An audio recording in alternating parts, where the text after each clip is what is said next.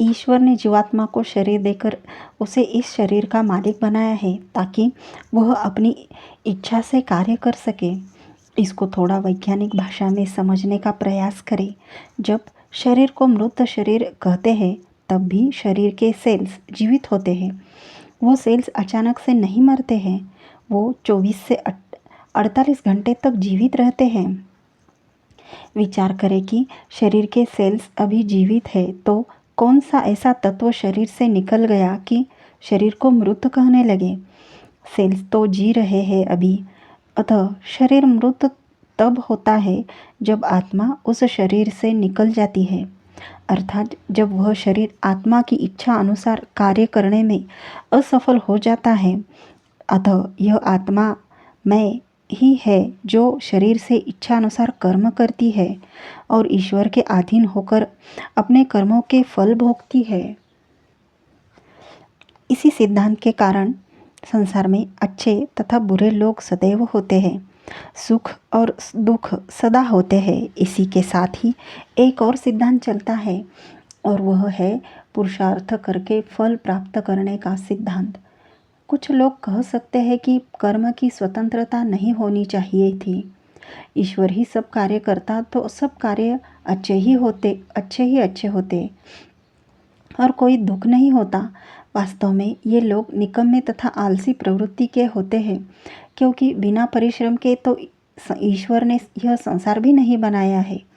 बिना परिश्रम के तो जीवात्मा अपना भोजन चबा भी नहीं सकता है। तो फिर बिना परिश्रम के भी सभी अयोग्य आत्माओं को सुख देने वाला ईश्वर न्यायकारी कैसे हो सकता है।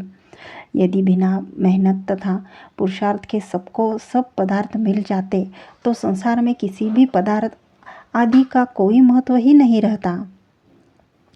बिना कर्म के सब अच्छा ही अच्छा करता तो ईश्वर अन्यायकारी सिद्ध होता। ईश्वर न्यायकारी है, इसीलिए उसने संसार में पुरुषार्थ की व्यवस्था की है।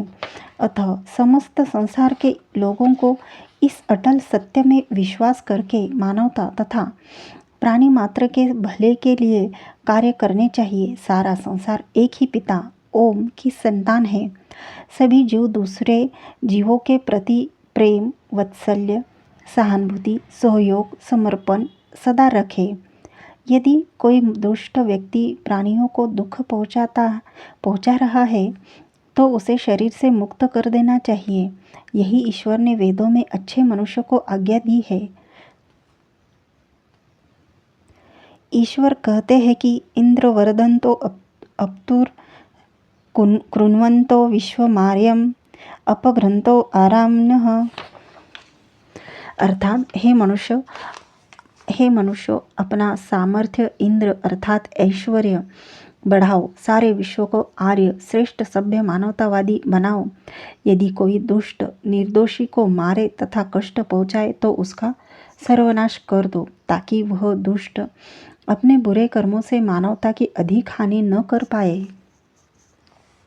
वैदिक मान्यता है कि हजारों दुष्टों को दंड देना पाप नहीं, किंतु किसी एक अच्छे धर्मात्मा को सताना और हानि पहुंचाना पाप कहलाता है। मैं समझता हूँ कि अब आप कर्मफल के सिद्धांत को समझकर अपने पहले किए हुए बुरे कर्मों के विषय में अवश्य विचार कर रहे होंगे।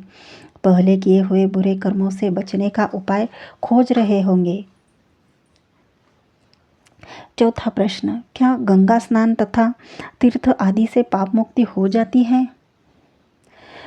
उत्तर, उत्तराखंड में देवप्रयाग नामक स्थान जो ऋषिकेश से बद्रीनाथ के मार्ग पर ऊपर पहाड़ों में स्थित है, वहाँ पर मैं बहुधा जाता रहता हूँ। वहाँ पर अनेकों छोटे छोटे सुंदर गांव है जो गंगा नदी पर स्थित है। देवप्रयाग में ही भगीरथी गंगा और अलकनंदा नदी मिलती है।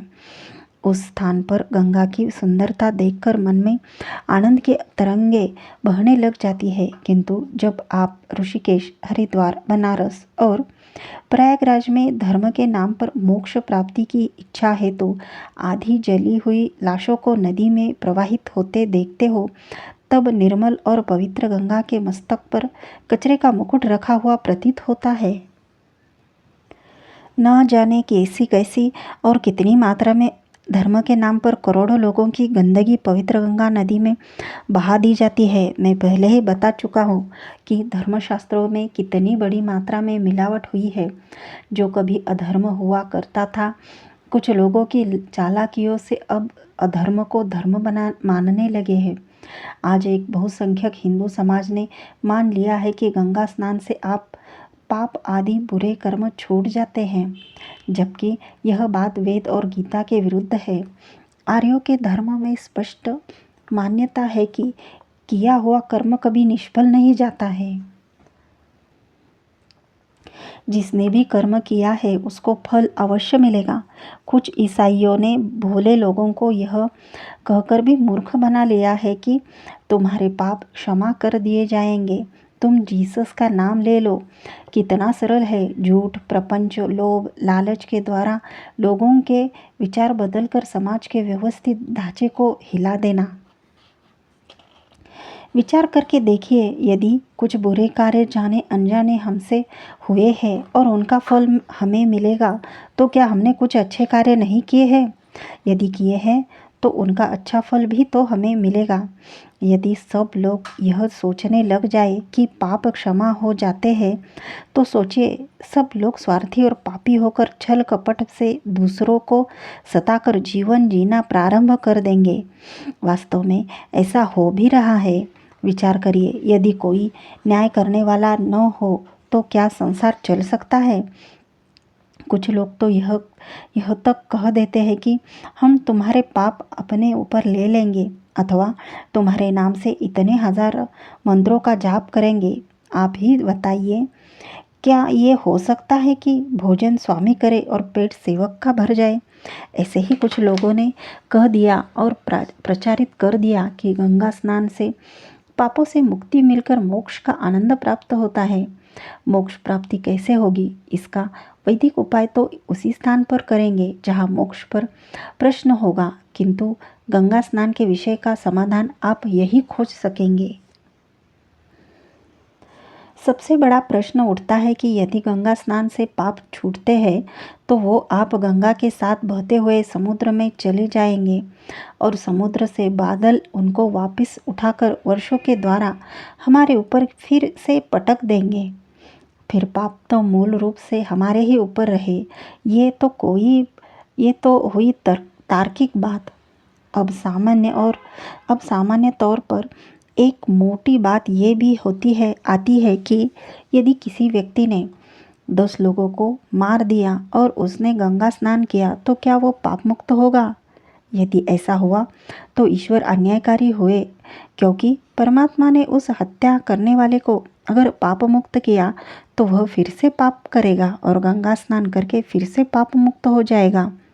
अब परमात्मा उन व्यक्तियों के लिए अन्यायकारी हो जाएंगे जिसको उस व्यक्ति ने मारा है। ये सभी सिद्धांत ढोंग पाखंड के अंतर्गत आता है। ये सिद्धांत हमारे वेद शास्त्रों के विपरीत है तथा उल्टा हमारे धर्म पर ही कठोर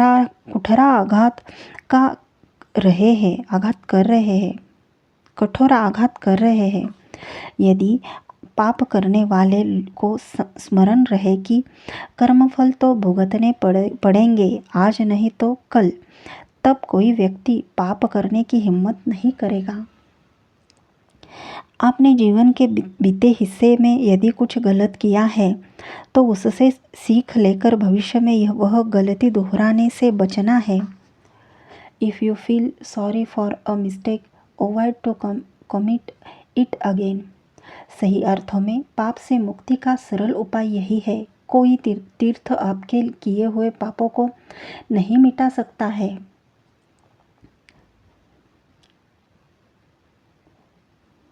जो गुरु घंटाल धर्म के नाम पर मोक्ष बेच रहे हैं वे स्वयं तो महापापी होकर नीच गति को पाएंगे, किंतु आपको भी साथ ले जाएंगे।